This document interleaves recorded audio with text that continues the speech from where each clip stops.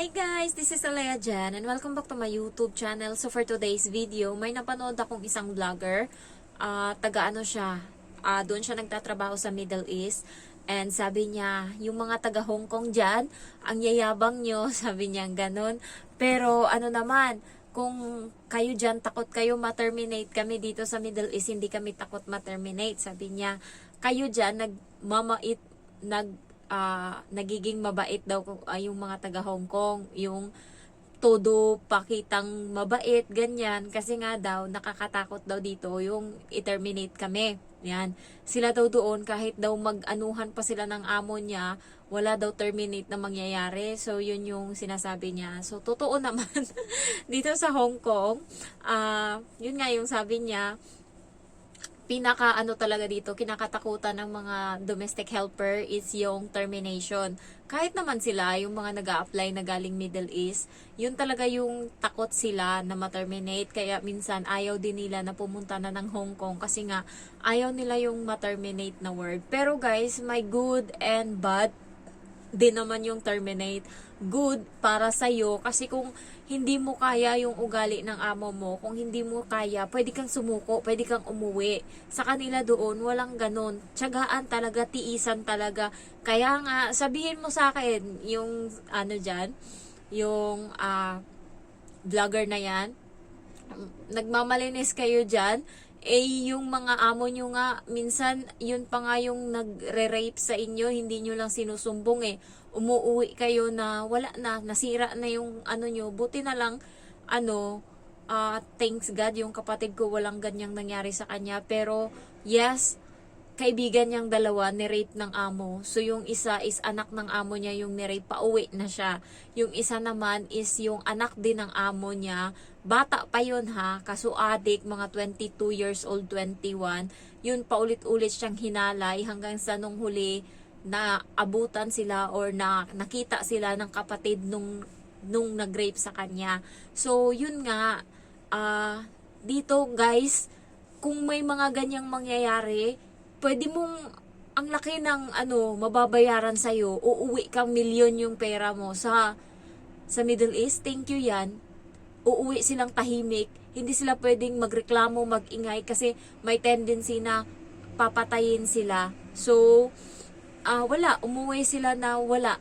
Yung isa is, gumanti siya sa na, sinabi niya na magre-renew siya. So, nirenew lahat ng papel niya. Binilhan siya ng ticket pabalik tsaka papunta. Tapos parang nanghiram pa ata siya ng pera. So, yun lang yung ganti niya na nag-antay yung amo niya pero hindi na siya bumalik. Yung isa, nag-run away talaga siya kasi nga natakot na siya kasi nahuli siya ng kapatid ng nag-rape sa kanya, kapatid. So, yung babae, so nahuli siya. So, ngayon sinumbong sa nanay. So, ayaw niya na kung anong mangyari, lumaya siya. Hindi niya nga bitbit yung cellphone niya nag-run away siya. Walang passport, ganyan. So, ayan, nandun siya ngayon nagtatrabaho sa Kuwait pero yung mga nasa labas, yung mga cleaners ata, yung mga stay out. Ayan, so, yun nga, wala siyang passport.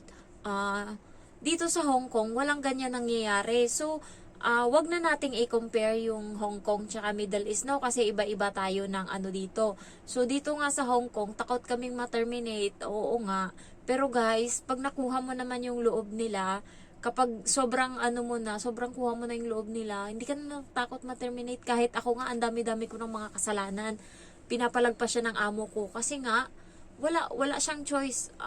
Yun, ako yung gusto ng bata, ako yung ng bata. So, wala siyang pagpipilian, pagtsatsagaan niya ako. So, alam niyo yun, yung takot, nandyan yan pero, kailangan mong basagin. Kasi, nandoon ka lang. Pero kung ilabas mo yung sarili mo, sabihin mo na lang, sige, kung ma-terminate ako, at least sinubukan ko. Kung ma-terminate ako, at least nagala ko yung yung Hong Kong. At least nakita ko yung Disneyland or kahit sa labas lang ng Disneyland, nakaganon. At least nakapunta ako ng ganito. Ako kung ma-terminate ako, sabihin ko talaga, thank you. Naubos kong ikutin yung Hong Kong. Walang natira. Ganunin ko talaga.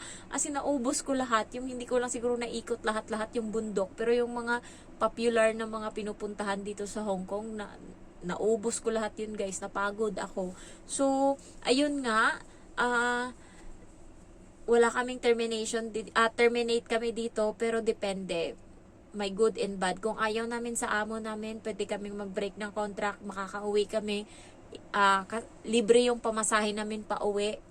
Ayan, tas babayaran pa kami kung nag 1 month notice kami. Kayo dyan, pagtyagaan nyo talaga. Yung kapatid ko, nagtyaga talaga siya. Buti nung huli, nakuha niya na yung loob, okay na siya. Pero nung una talaga, gusto niya na talagang sumuko.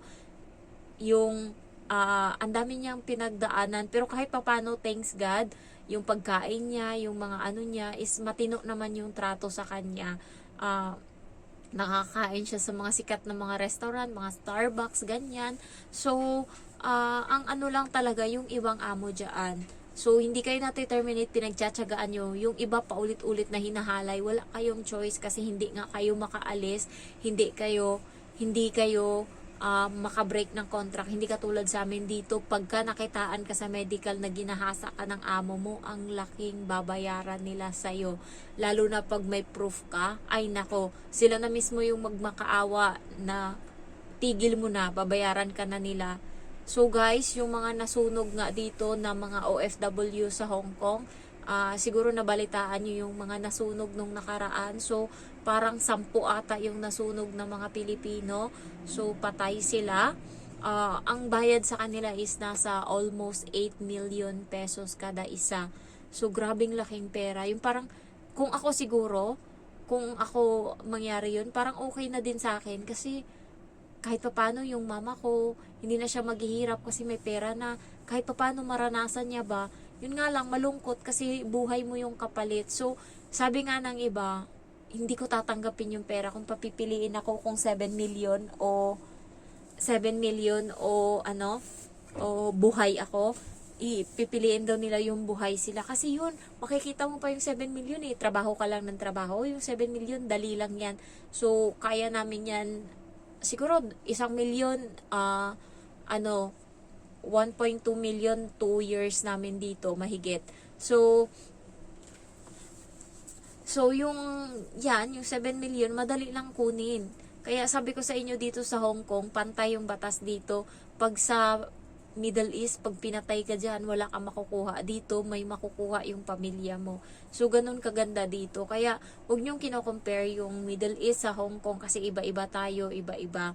So, pinipilit din naman ang pamahalaan ng Pinas na paayusin yung ano dyan sa Middle East kahit papano naman. So, yun, hiyaan nyo na kung ano yung mga issue na yan. Pinapalaki pa kasi ng iba eh. Kino-compare, pare-pareho lang naman tayong katulong, pare-pareho tayong lumalaban ng pata sa buhay. So, ano nyo lang yan, alam nyo yun, nakakaano lang minsan yung mga vlog-vlog na ganyan, itigil nyo na, sa totoo lang, hindi siya nakakatuwa. So, yung about sa terminate naman, paano mo maiwasan? Kuhanin mo yung loob ng bata, asikasuhin mo lang sila, always smile lang, huwag kang nakasimangot, huwag kang mareklamo, and also pray ka lang na sana tumagal ka. Kasi ako ganyan eh, nung una hindi kaya ng amo ko yung ugali ko, napaka-bossy ko. Nasanay ako sa Pinas na ako yung taga-uto. So pagdating dito, bastos ako sa totoo lang. And then wala talaga, as in okay naman yung trabaho ko, pero yung ugali ko iba talaga siya.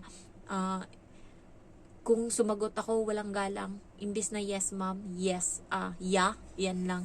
Tapos the way ako magsalita talaga, unti-unti ko siyang binago. At least, nung una, reklamo yung amo ko sa nanay niya tungkol sa akin. Nag-adjust pa kami pareho eh.